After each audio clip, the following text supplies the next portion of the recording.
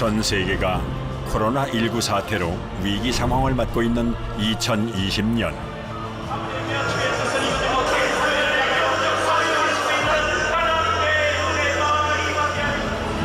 이 시대를 위해, 우리를 위해 기도하는 이들이 있습니다.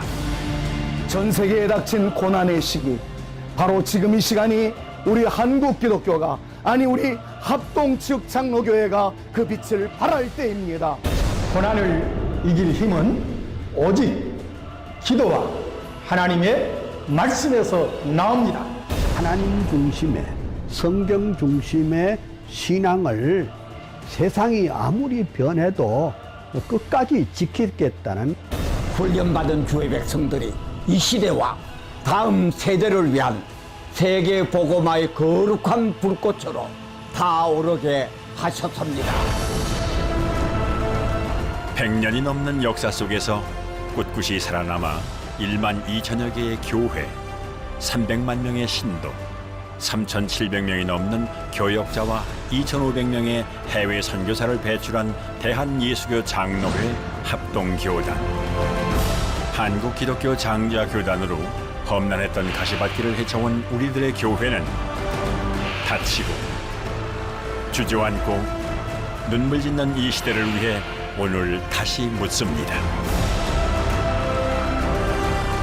이 땅에서 바르게 믿음을 지키고 복음을 전파할 길은 어디에 있습니까?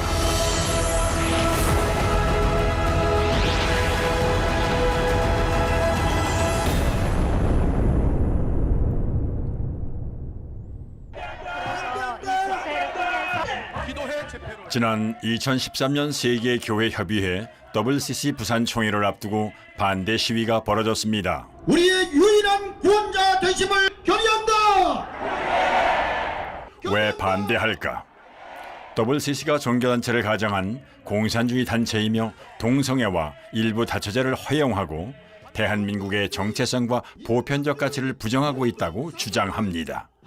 이를 주도한 이는 대한예수교 장로회 합동 측.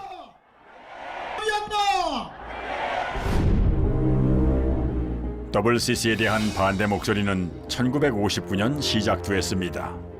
한국기독교 중심교단 예수교 장로회가 합동과 통합으로 분열되던 그때 도대체 무슨 일이 있었던 것일까요? 장로교는 왜 나뉘어져야만 했을까요?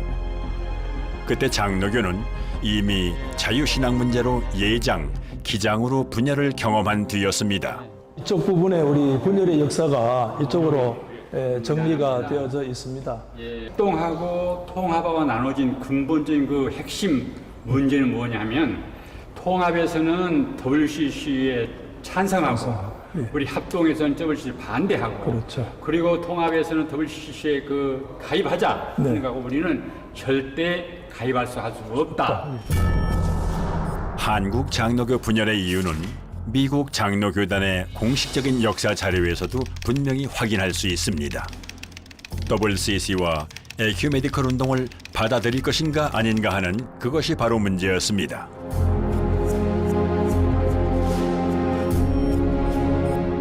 WCC는 세계교회협의회라고 하는 좋은 이름을 가지고 있는 것 같지만 실질상은 교회 일치 운동이기 때문에 사실상 다원주의적 신학을 따라가고 있습니다.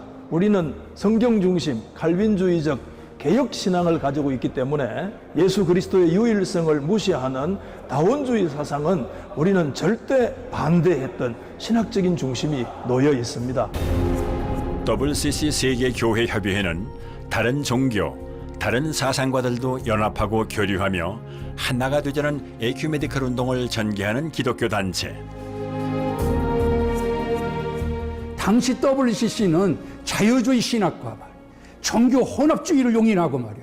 그때 공산주의도 지원하는 용광주의 노선을 취하고 있었기 때문에 우리 개혁 보수 합동교단은 결단코 그것을 받아들일 수 없었고 또 그들과 하나가 될 수가 없었습니다.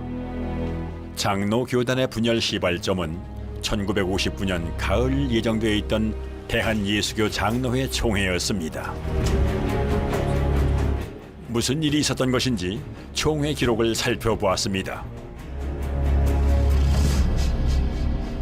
그날의 총회는 처음부터 순탄치 못했습니다.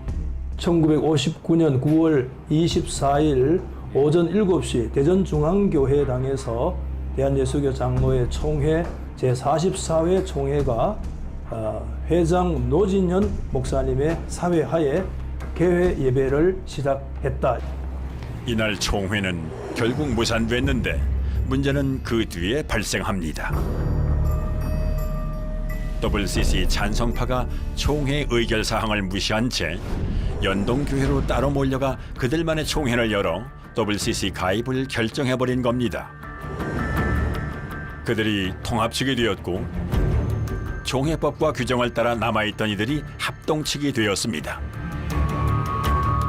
나누어지지 않아도 될 사항에서 나누어진 것이라고 생각합니다.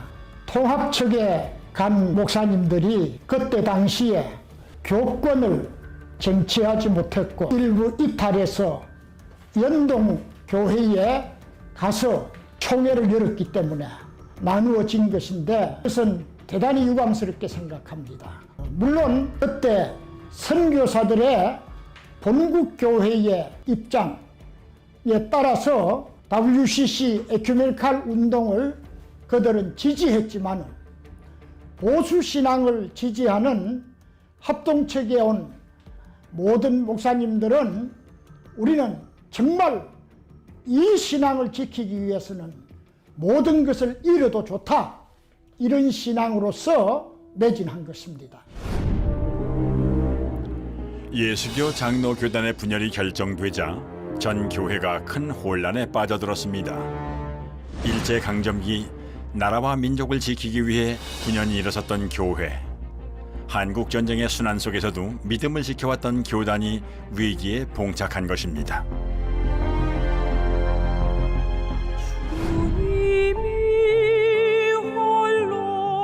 그러나 분열을 감수하면서라도 지켜야 할 것이 있었습니다. 그것은 하나님과 교회 앞에서 순결한 보수 신앙을 지키는 일. 이제 낮은 자리로 내려간 합동측 목회자들에겐 험한 가시밭길이 예고돼 있었습니다. 합동측의 교회가 다 뺏겼더라고.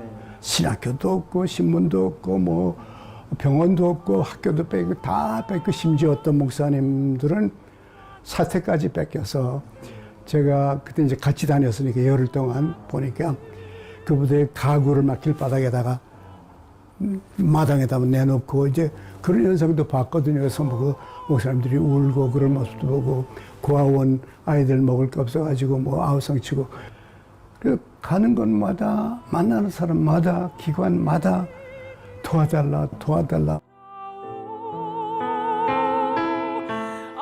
믿음의 본을 보여준 선교사들도 다 떠나갔습니다.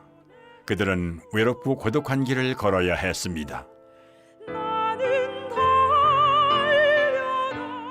순결한 보수 신학을 지키기 위해서 그들은 오직 하나님 한 분만을 바라보고 그분께 눈물로 부르짖으며 고통의 십자가를 지고 골고다의 길을 걸었습니다.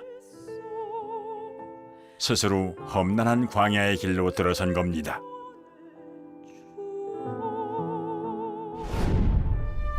도대체 교단이 분열된 후 합동측 교단에는 무슨 일이 벌어졌던 것일까요?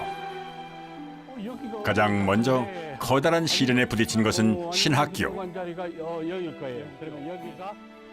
해방 이후 남북 분단으로 평양신학교를 잃어버린 장로교는 안중근 의사 동상이 세워진 남산 이곳에 장로회 신학교를 세웠습니다. 이 사진은 1948년에 서울에서 개교한 장로회 신학교가 처음 수업을 시작했던 장소입니다. 저는 일제시대 때 신사 자리를 해방 이후에 신학교 자리로 불화를 받아서 여기서 공부를 하고 여기서 59년까지 공부를 했습니다. 해방된 조국에서 목회자가 되어 복음을 전하며 교회를 세우겠다는 젊은이들이 전국에서 몰려들던 때, 이때가 1959년 9월 달에 신학교 분열 문제를 놓고 이게 이제 신학교 쟁탈 좀 벌어졌을 때에 여기서 안에서는 기도회 하면서 학생들이 어느 길로 갈 것인가 500명 학생들이 있었고 이게 전부 다 기자들이고 그다음에 총회 관계된 직원이야. 그래서 이 안에 500명이 기도회를 하는데 이제 500명 가운데 300명은 통합적으로 200명은 우리 쪽. 남산 한양교회에서 야간 수업을 하던 대한신학교. 그때 대한신학교가 남산신학교 내려오는 바로 아래가 있었는데 예, 예. 그 지붕이 예, 예. 함석 예, 함석 지붕입니다. 그런 걸로 돼서 예. 비가 올 때는 아주 시끄러워서 그냥 공부를 못하고 공부도 못하고. 또 이게 더울 때는 아주 더워서 예, 예. 아주 힘들었다고. 예, 알겠습니다. 가난하고 예. 정말 헐벗은 시절이기도 한데 예. 그러니까. 신학교마저 학교는 하루 한 끼도 제대로 내줄 수 없었습니다. 군대 막사 갖다 놨는 그걸 임시 교사를 해가지고 덥고 협수하고 아주 복잡했어요. 거기서 공부하는 사람들이 먹는 거 제대로 먹었습니까? 잠자리 제대로 잤습니까? 기숙사도 막 방이 적으니까 한 방에 너희들가 그 6, 7이 들어가 자기도 하고 그렇게 어려움 속에서 공부하고 목사 된 겁니다. 열악한 시설에서 배고픔을 견디며 오로지 보수 신앙의 선구자, 일꾼이 되겠다는 일념으로 엄혹한 시절을 버틴 이들은 결국 한국 기독교 대부흥의 큰 밑거름이 되었습니다.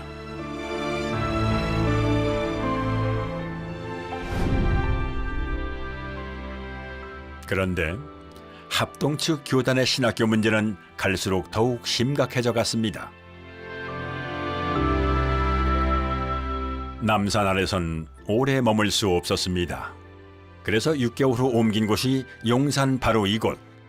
지금은 높고 화려한 빌딩들이 들어서 있지만 당시 돌아보면 지금도 눈물의 기도 소리가 끊어지지 않았던 곳이었습니다.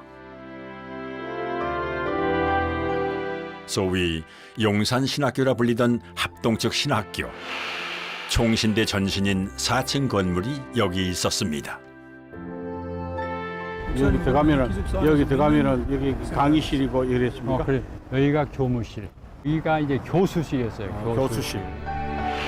여전히 가난하고 배도 많이 고팠지만 그래도 우리들만의 보수 신학교가 생겼다는 사실에 학생들은 감격했고 당대 최고의 석학이라 불리는 교수들이 모여들었습니다. 그때는 밥 한 그릇에 우거지국 조그만한 한 그릇 주는데 나는 참 먹기 힘들어서 고생을 많이 했습니다. 그때는 밥 한 끼 해결하는 것이 큰 문제였습니다. 그리고 내가 같이 다니는 학녀 중에 한 분이 못 먹어가지고 체구도 좋은 분인데 학교 마치고 집으로 가다가 길에 쓰러져 죽었습니다. 그때는 그 소명의식이 너무 투철해가지고 웬만하면 지금 같으면 뛰쳐나가서 돈 벌러 갈 터인데 죽으나 사나 나는 이 길만 가야 된다. 교단 재정이 하나도 없고 형편없었던 합동 측은 어떻게 신학교를 세울 수 있었을까? 그때 한 목사가 미국으로 편지를 보냅니다. 미국 국제기독교협회 맥킨타이어 목사에게 어려움을 겪는 합동교단을 위해 후원해달라는 편지였습니다. 일제강점기 신사참배를 끝까지 거부했던 대표적 개혁주의 신앙가 김윤찬 목사였습니다. 그런데 이 노력은 또 한 번 파란을 일으킵니다. 그리고 이제 맥킨타이어 목사님이 이제 그 편지를 받으신 다음에 모금 운동을 해서 제가 알기로 약 10만 불 정도 당시에 그 지원금을 저희가 보내셔서 그것이 바로 용산 신학교를 세우는 이제 초석의 그 헌금이 됐다고 제가 이렇게 들었거든요. 듣기는 김윤찬 목사님께서 그 지원을 받을 수 있는 것을 그 받는 문제로 총회적으로 문제가 된 거예요. 당시 맥킨타이어 목사가 미국에서 유명한 교회 분리주의자로 주목을 받고 있었다는 점이 교단 안에서 크게 문제가 됐습니다. 총회가 열렸습니다. 이때 오히려 김윤찬 목사님을 비난하는 것입니다. 아니, 총회에서 허락하지도 않았는데 무슨 자격으로 맥킨타이 목사님에게 그렇게 편지를 썼냐는 거예요. 총회에서 공격을 받는 것이죠. 이때 김윤찬 목사님이 했던 그 말씀을 나는 잊을 수가 없습니다. 총대 목사님 여러분, 총신을 위해서라면 정말 우리 교단을 세우기 위해서라면 나는 2번 아니라 몇 번도 사과하겠습니다. 그리고 당시에 모인 그 총대 목사님들 앞에 머릿속에서 깊이 절하면서 사과하는 것입니다. 그렇게 하면서 총신을 세웠던 것입니다. 교단을 위해서, 신학교를 위해서 할 수 있는 건 무엇이든 해야 했습니다.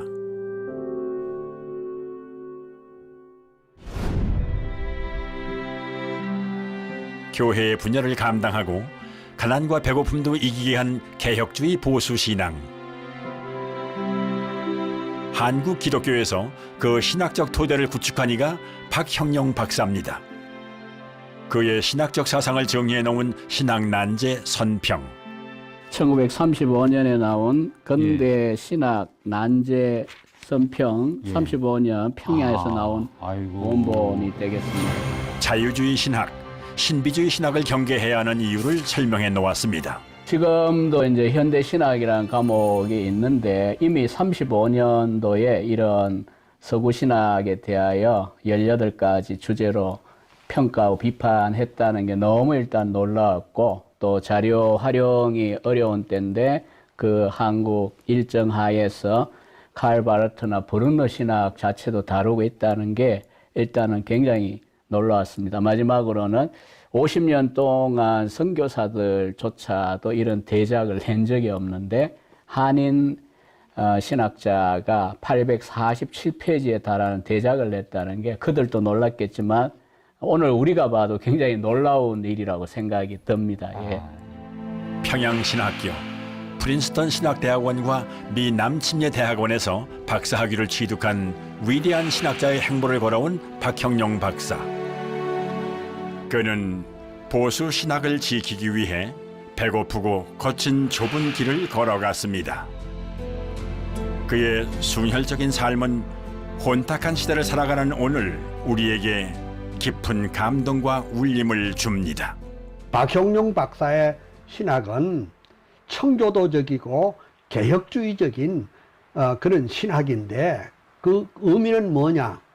성경을 하나님의 말씀으로 확실하게 믿고, 그다음 2번째는 하나님의 영광과 주권을 최우선으로 하는 그 역사적 그 칼빈과 존 낙스와 카이퍼 바빙크를 통해서 우리에게 전해준 우리 신학의 핵심이라.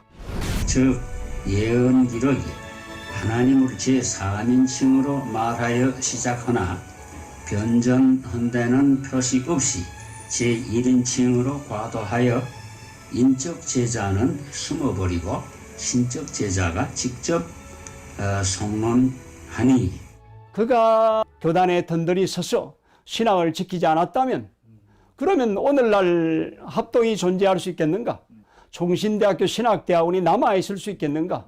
만약 박형룡 박사가 없었다고 하면 한국 신학 자체가 자유주의 신학, 그 이후에는 칼바르트 신학으로 물들었을 텐데 박형룡 박사님이 오셔서 역사적인 개혁 신학의 학문의 틀을 놓았다고 하는 것, 이건 교단을 떠나서 다 여러 가지 교단들이 보수화되는데 경력한 역할을 했다고 하는 것. 박형룡 박사님은 한마디로 보수의 대변자라고 할 수 있습니다.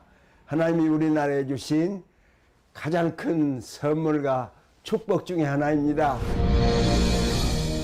신학의 대립은 1938년 장로교 신사참배 결정 이후 평양신학교가 문을 닫으면서 예고된 일이었습니다. 해방 이후 장로교는 조선신학교를 개교했는데 김재준, 송창근 박사가 이곳에서 자유주의 신학을 가르치기 시작합니다.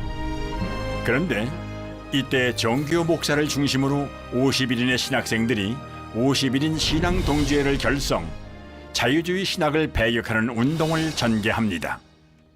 학생들이 그 조선신학원에서 퇴학을 당한 한이 있더라도 교단의 신학적 입장을 지켜야 한다라고 하는 그 열망을 가지고 1947년 제33회 총회 때 이제 51인 신앙 동제가 총회에다가 진정서를 제출하죠. 잘못된 자유주의 신학을 가리킨 내용이 전 교단적으로 확산되어서 교단의 신학적 입장을 지켜야 한다라고 분명히 일어난 도화선이 되게 했던 그 사건이 바로 신앙 동지 사건입니다. 그리고 또 이 51인이 총에 진정하게 된 결정적인 분이 있는데 그 역할을 하신 분이 대구에 계셨던 박종삼 목사님이십니다. 그리고 또 가장 그 당시에 나이가 낮았던 분 가운데 우리 차종률 박사님의 아버지이신 차남진 목사님. 저는 아버지지만은 아버지의 그런 신학적인 입장을 제가 이해를 못했어요. 소위 말하면 꼴통 보수를 그렇게 왜 이렇게 지켜야 되는가. 세상도 변했으면 아버지도 바꿔줘야 되는데 왜 그런가 했는데 그분이 예수를 믿고 나서 그가 받았던 복음은 남장로의 선교사들로부터 정통적인 개혁주의 그 신앙 그걸 받았기 때문에 그는 그걸 복음을 전하기 위해서 다니다가 잡히셔가지고서 일제시대에 형무소도 서대문 형무소까지 가셨어요. 그렇기 때문에 그러한 것이 밑바탕이 돼서 50인인 동지회에도 그냥 들어간 게 아니란 말이죠. 이 세상이 아무리 바꿔줘도 이 신앙만큼은 지켜야 된다.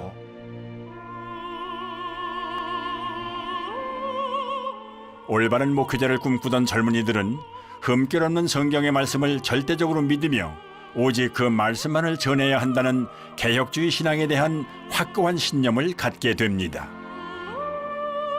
그것은 일사각오의 신념이었습니다. 결국 51인 신앙 동지의 회원들은 밀려드는 자유주의 신학을 과감하게 거부하며 일어나 외치기 시작했습니다. 학교에서 쫓겨날 것을 두려워하지 않았습니다. 이 운동은 오직 성경만이 하나님의 영으로 만들어졌다는 믿음의 순결성과 개혁주의 보수신앙을 지키는 일이었기 때문입니다.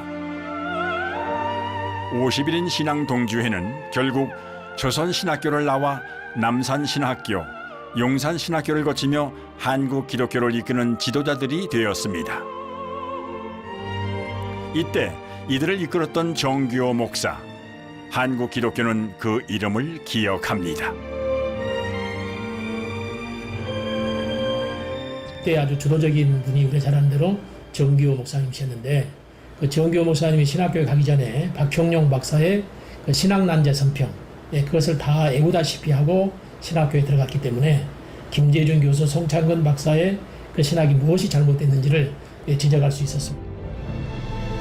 신학생 시절부터 박형룡 박사를 지켜봐온 정규호 목사는 그의 개혁주의 신앙에 대한 뜻과 의지를 목회 현장에서 실현시킨 지도자입니다.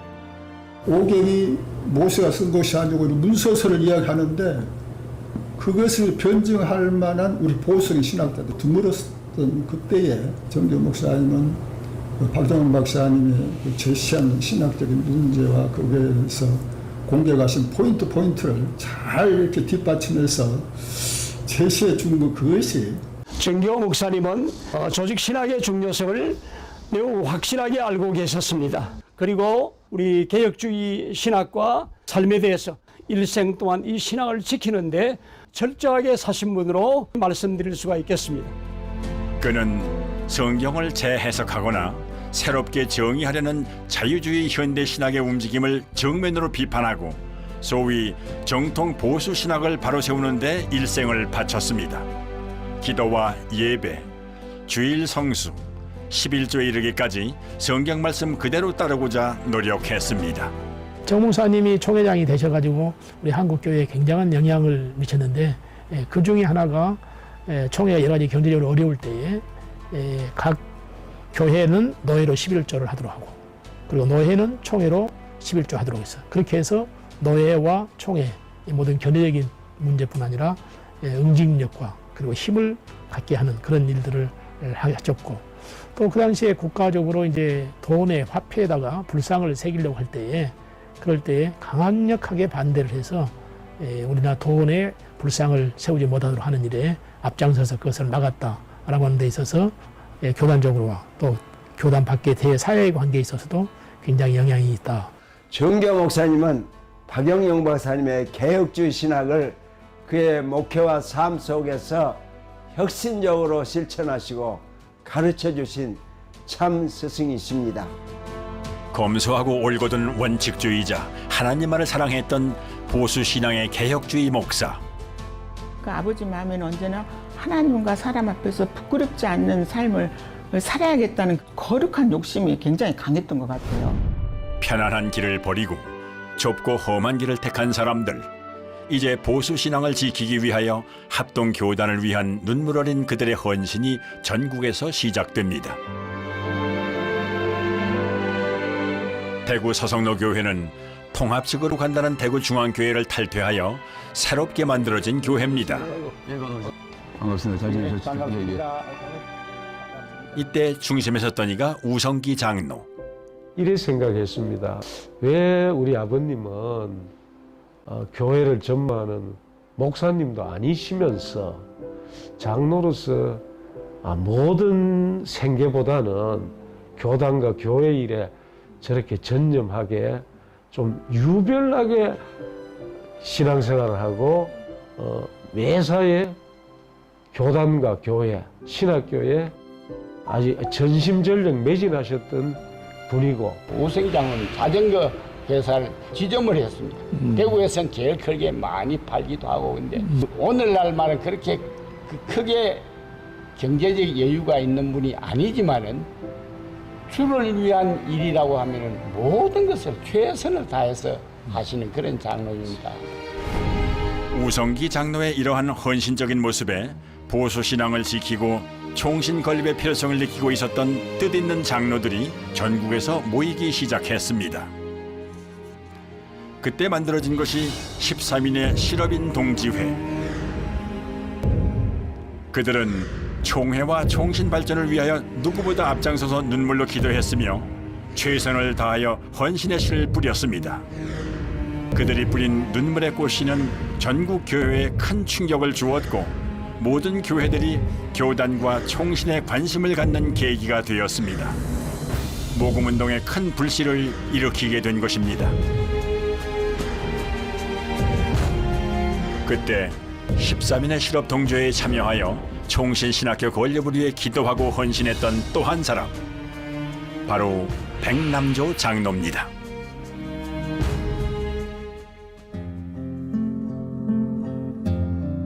지금은 거대한 주상복합 아파트가 들어선 이곳은 50여 년 전엔 부산 우이각의 작은 마을이었습니다. 백성기 장로는 아파트를 볼 때마다 젊은 시절 아버지가 운영하던 공장이 떠오릅니다. 가족들과 직원들이 손에 피가 나도록 광목을 표백해 판매하며 키워나가던 작은 회사. 그 힘들게 모은 자금을 총신대 건립을 위해 모두 바칩니다. 도네이션 할 당시에는 우리 어른은 전혀 가족들하고 상의 없이 하나님과 상의하고 기도하고 그런 결과로 자기 처리해버리니까 우리는 전혀 모르지. 그러나 이제 우리 어려움이 너무 많으니까 가족들은 좀 섭섭한 마음이 없잖아요. 지금 가치로 따지면 수백억 원이 넘을 겁니다. 어떻게 이런 헌금을 할 수 있었을까? 백남조 장로가 온 가족과 함께 다녔던 부산 부전교회를 찾았습니다. 부흥회를 하는데 몸이 아팠던 수년 동안 병을 앓았던 백남조 집사님이 큰 은혜를 받고 집을 바치게 됩니다. 몸이 아픈 백남조 집사가 바칠 정도면 우리도 해야 되지 않겠는가. 도화선이 되어서 엄청난 헌신으로 6.25 전쟁 중에 예배당을 짓게 됩니다. 여기에 일본으로 기록된 분이 백남조 장로님이십니다. 전도를 중요하게 여기시다 보니까 본인이 전도할 시간이 없으면 돈을 주고 사람을 사서 전도를 시켰고요. 그리고 총신을 도운 것도 목회자를 잘 양성하면 많은 사람 전도할 수 있기 때문에 총신을 위해서 헌신하셨다고 합니다. 백남조 장로는 총신대를 위해 헌금하며 가졌던 목표는 단 하나. 신학교를 세우면 목회자가 길러지고 그러면 더 많은 전도를 할 것이라는 복음전도 선교의 꿈입니다. 그 꿈을 위해 그는 넉넉지도 않았던 자신의 사업을 모두 걸었습니다.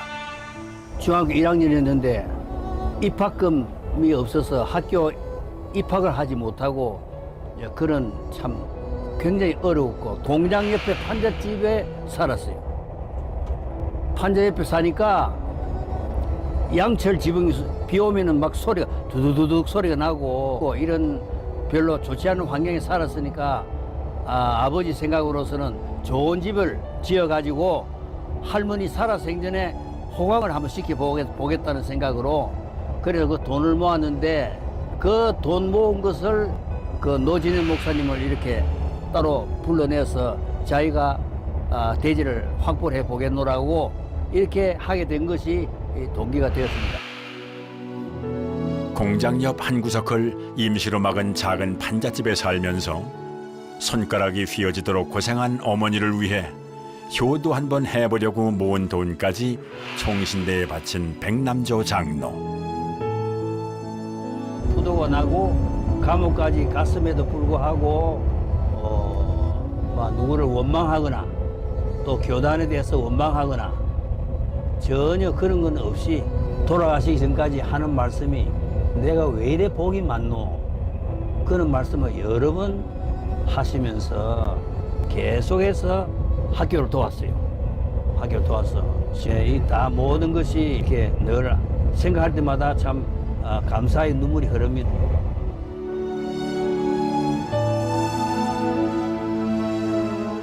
자신의 사업이 어려워져 감옥이라는 가혹한 형벌을 받는 그 순간에도 그는 끝까지 하나님 앞에 무릎 꿇고 기도하며 믿음을 놓지 않았습니다.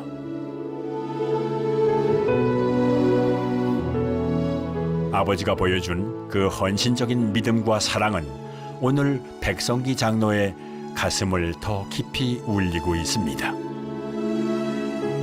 그때 백남조 장로의 헌금으로 사당동 총신대 부지 1만 8천 평이 마련됩니다. 그가 뿌린 눈물의 씨앗이 사당동 흙바닥에 뿌려져 오늘의 총신이라는 꽃이 피고 열매를 맺게 된 것입니다. 그러나 대학 설립은 엄청난 예산이 필요한 일. 땅을 갖고도 공사에 들어가지 못하고 서로 눈치만 보며 갈팡질팡하고 있던 때 명신홍 목사의 순교적 헌신적 행보는 또 하나의 다른 불씨가 되어 기어이 총신대학을 세우는 기적을 이루고 맙니다. 그것은 1960년 한 잡지에 글을 기고하면서 시작됩니다. 교단 문제와 총신대 건립을 주장하는 글이었습니다. 신학진암의 명박사님의 글을 보면서 굉장히 놀랐습니다. 이분이 우리 교단의 대표적인 교수님이신데 이런 글을 실으신 것에 대해서. 그런데 더 놀란 것은 그분이 몸이 많이 안 좋다는 것 때문에 사실 충격이었습니다. 신학교 교수이자 대구 서문교회를 이끌던 명신홍 목사. 그런데 그때 그는 대장암 환자였습니다. 처음에 그때 당시에 제가 수도육군병원 외과 과장했습니다. 그 명 목사님이 대변 보시기가 불편하다고 하셔서 제가 진찰을 했더니 손으로 홍문을 이렇게 만져봤더니 큰 덩어리가 만져졌어요. 제2차 수술을 했습니다. 그래서 2차 수술할 때는 항문을 완전히 드러내고 장, 대장 끝머리를 이 배로 냈어요. 소위 말하는 인공 항문입니다. 인공 항문이 있는 환자들은 큰 가방을 꼭 하나 가지고 다닙니다. 그 모금 오기 위해서 이제 그 몸을 가지고 미국 갔습니다. 장모님도 굉장히 반대하시고 가족이 다 반대했는데 저도 반대했습니다.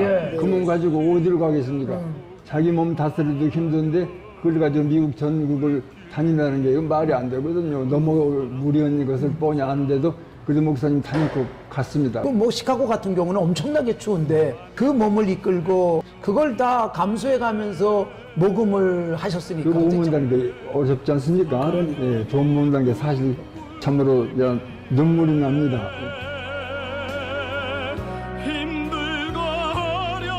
제대로 배설할 수 없으니 제대로 먹을 수도 없는 나약하고 병든 암 환자의 몸. 그 시대에 미국까지 가는 여정도 어렵고 힘들었지만 옆구리를 뚫어 만든 인공 항문 주머니를 차고 다니며 외국인들에게 기부금을 호소하는 일은 정말 또 다른 십자가의 무거운 행보였습니다. 왜 우리는 이런 고통의 길을 걸어야만 보수 신앙을 지킬 수 있단 말인가? 그러나 그는 병들고 나약한 암 환자라는 핑계로 이 거룩한 부름을 결코 외면하거나 도망가지 않았습니다.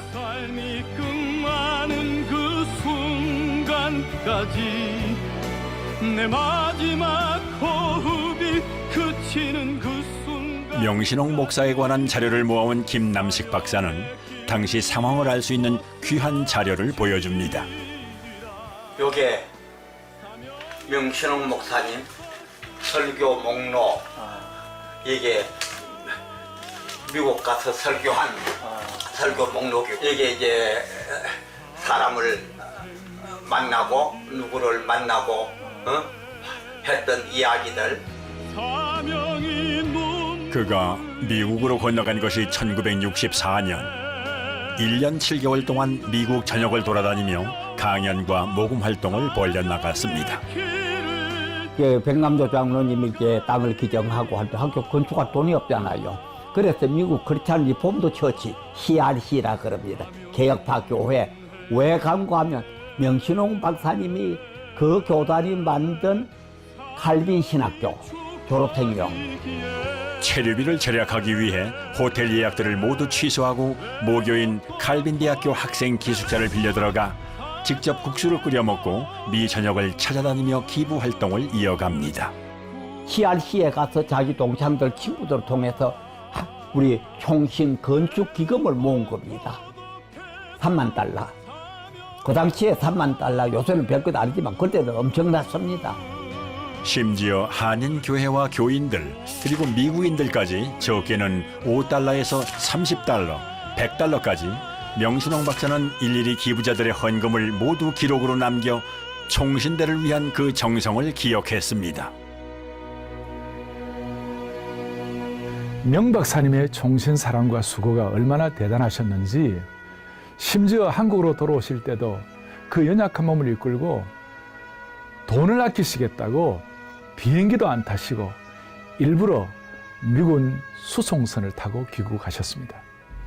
이런 명신홍 박사님의 눈물 나는 헌신이 한국교회에 알려지니까 우리 교단의 교회들이 큰 충격을 받고 적극적으로 마음을 모으기 시작했지요. 항공료를 절약하기 위해 빌려 탄 미군 수송선. 한 달 반이라는 긴 여정 때문에 병세가 악화돼 응급수술을 받기도 했습니다.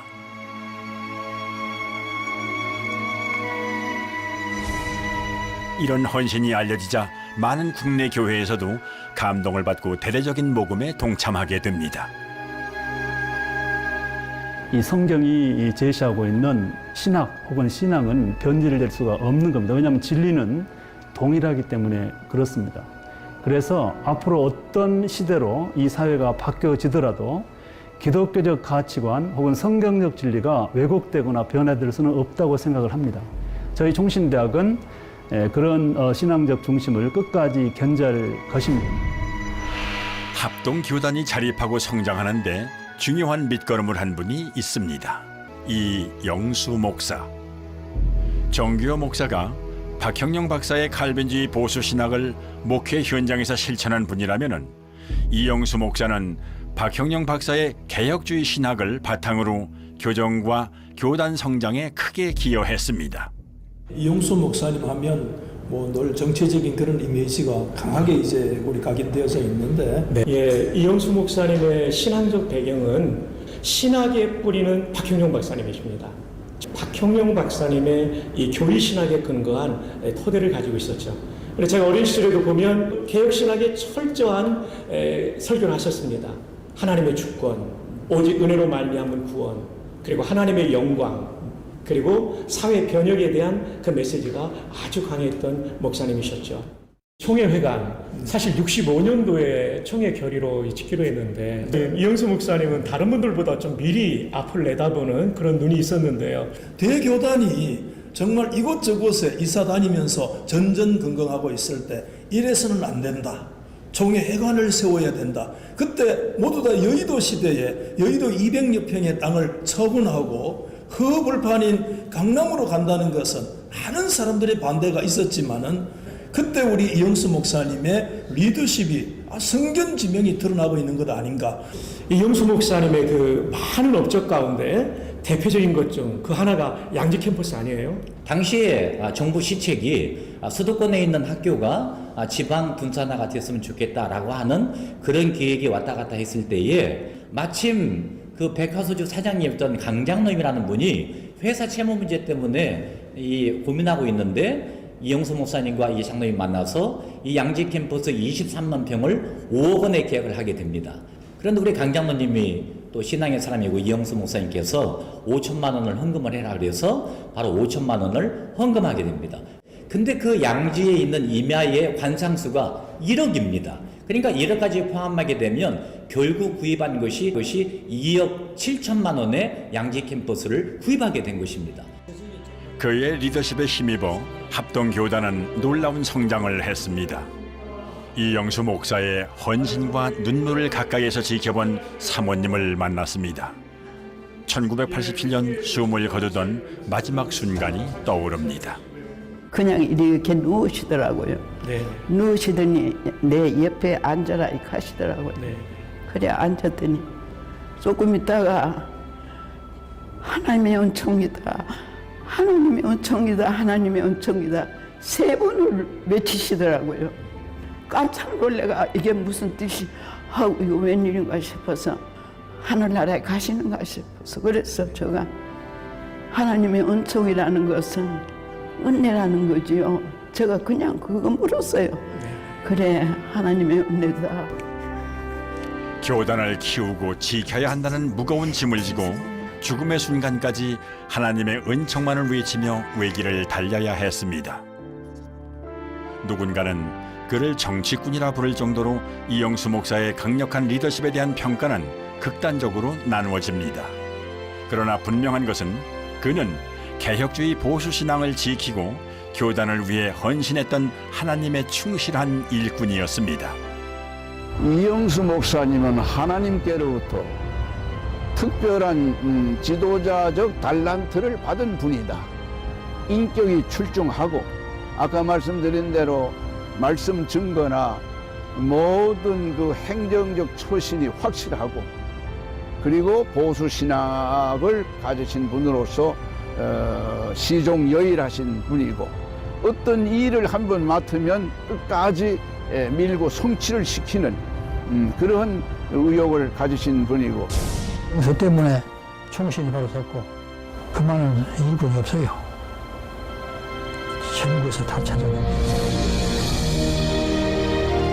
합동교단을 위한 수많은 헌신은 분열된 교회를 통합하는 힘들고 어려운 일도 가능케 했습니다.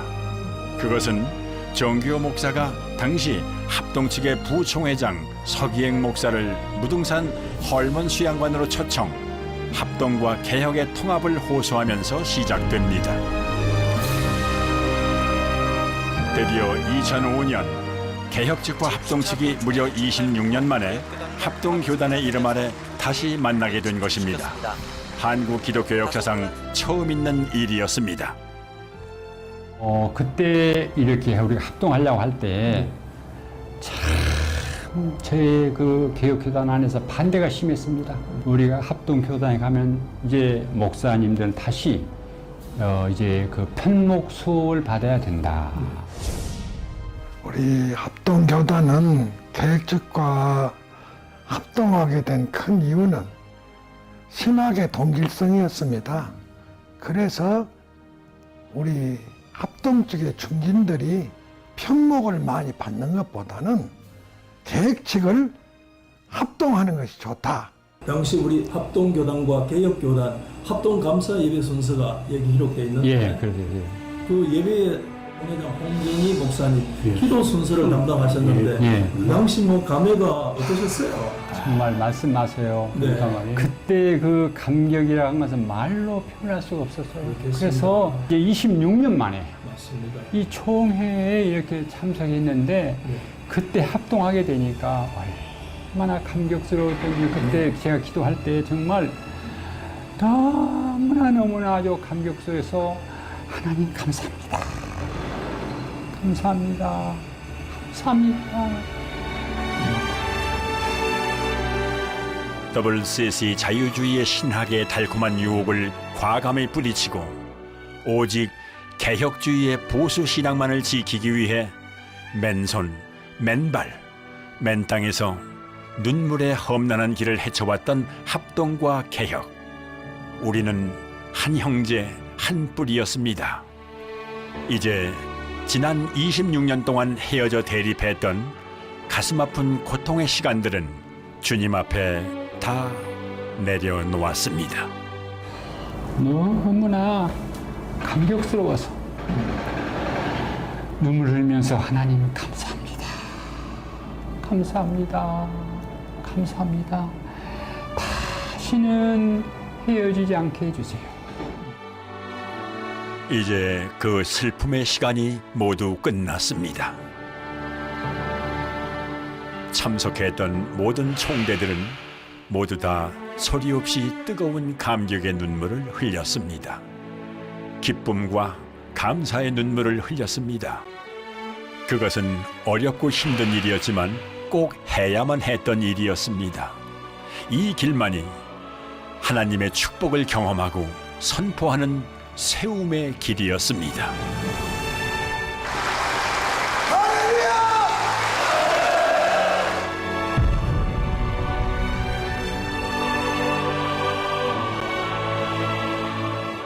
우리 그때 이제 우리 장로교회사에 참 역사적이고 의미 있는 그런 일이죠. 우리 총회 한국교회 역사 가운데 나누어졌다가 합쳐진 일이 없거든요. 그래요. 한번 합치려고 그러다가 또 헤어지고 이랬는데 이번에는 2005년에 합쳐져서 15년 동안 이렇게 이제는 거의 뿌리를 다 내리고 참으로 아름다운 이 역사는 세계 역사상에 처음 있는 일.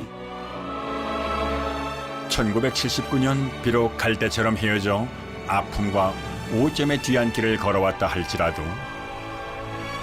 봄꽃은 여름꽃을, 여름꽃은 가을꽃을, 가을꽃은 겨울꽃을 그리워하며 피는 것 같이 2005년 합동교단의 하나됨의 역사는 한국교회사 불멸의 역사로 기록될 것입니다.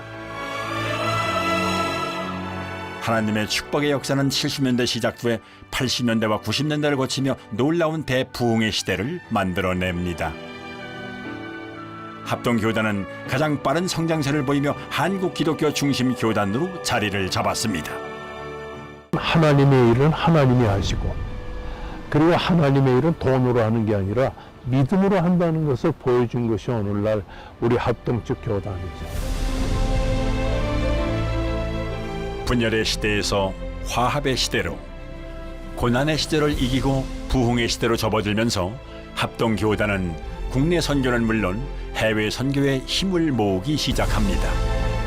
1907년 9월 17일 동로회 조직 후에 선교하지 않는다면 진정한 장로교회가 아니다라는 결의를 채택하고, 모든 장로교회는 선교회이고 모든 장로교회 교인들은 그 선교회 평생 회원임을 고취시키면서 출발했습니다. 합동교단의 세계 선교회, 교단 차원에서 세계 선교를 지원하고 선교사 파송을 이끌자 각 교회들이 일어섰습니다. 세계가 주목하고 있습니다. 더욱이 젊은 세대의 참여와 관심이 크게 더해졌습니다. 세계 선교의 활동은 다음 세대에게 복음 전파의 사명을 이어주는 중요한 다리가 되고 있습니다.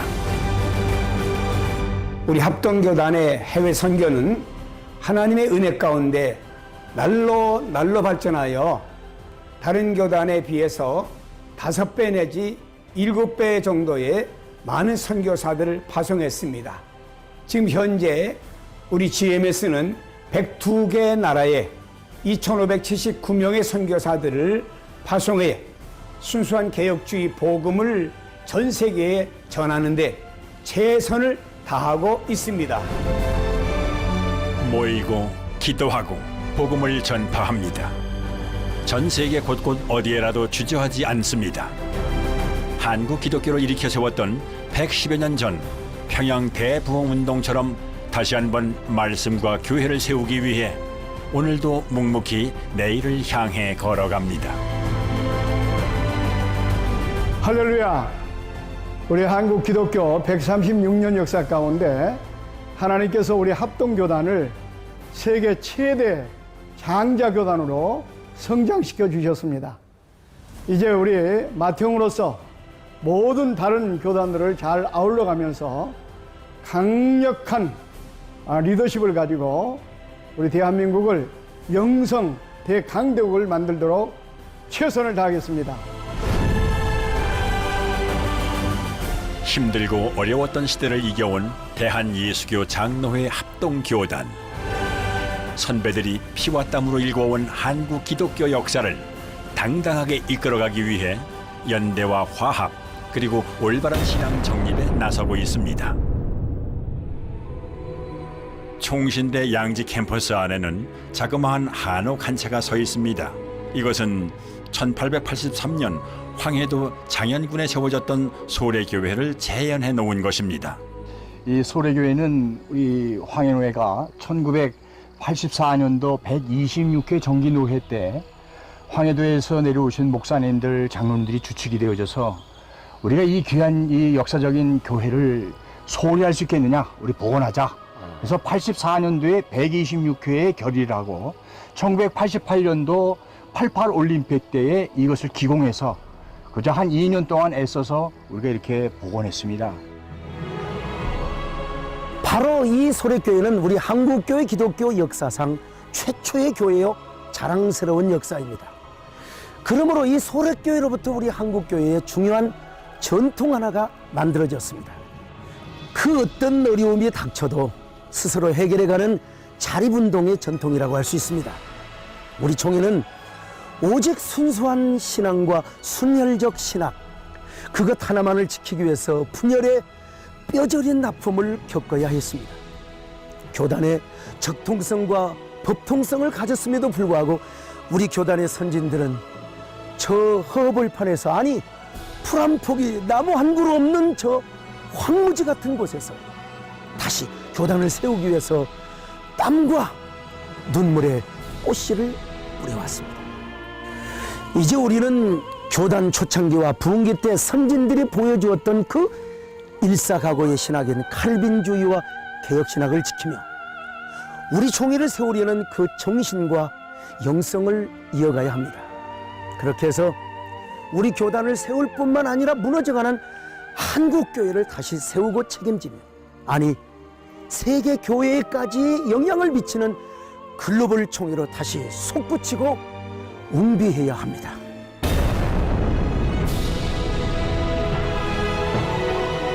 한국 기독교 2세기, 전 세계에 닥친 위기의 시대. 우리들의 교회는 합동의 이름 아래 더 굳건할 것입니다.